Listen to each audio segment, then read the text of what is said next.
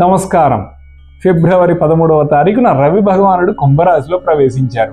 మార్చి 15 వరకు అక్కడే సంచారం చేయబోతున్నారు. ఇది శని యొక్క మూల త్రికోణ రాశి.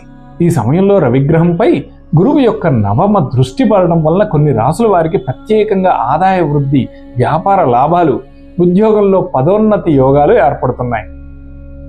అత్యంత లాభం పొందే రాసుల్లో మొట్టమొదటిది మేషరాశి, రెండవది కన్యారాశి, మూడవది ధనస్సు రాశి, నాలుగవది కుంభరాశి. ఈ 4 రాసుల వారికి ఈ కాలం కొత్త ఆదాయ మార్గాలు తెరుచుకోవడానికి, నీచమైన అవకాశాలు మళ్ళీ చురుగ్గా మారడానికి అనుకూలంగా ఉంటుంది.